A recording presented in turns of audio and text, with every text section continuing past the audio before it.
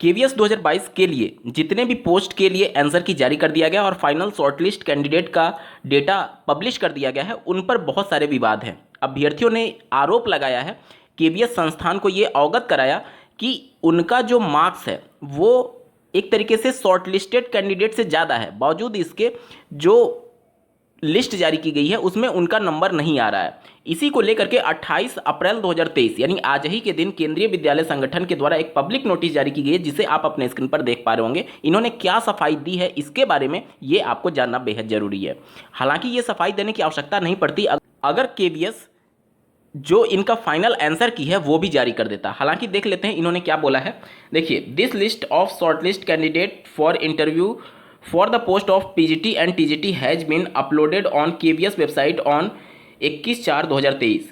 Further, several representation received from candidate for direct recruitment stating that they have secured higher marks than the cutoff marks uploaded by the KVS but not shortlisted for interview। यानी कि ये कहा गया है कि बहुत सारे अभ्यर्थियों ने 21 अप्रैल 2023 को जब KVS के द्वारा TGT और PGT के लिए फाइनल कट ऑफ बताया गया तो बहुत सारे कैंडिडेट्स ने ये आरोप लगाया कि उनका फाइनल कट ऑफ से ज़्यादा नंबर था, फिर भी वो शॉर्टलिस्ट कैंडिडेट में शामिल नहीं है।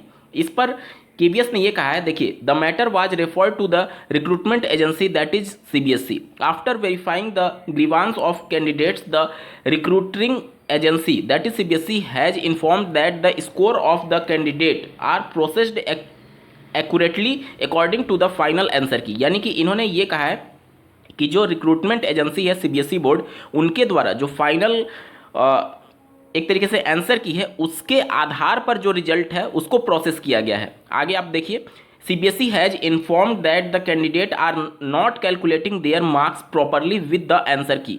यानी कि सीबीएसई का ये कहना है कि जो अभ्यर्थी हैं वो अपना मार्क्स जो है वो सही से नहीं कैलकुलेट कर पा रहे हैं।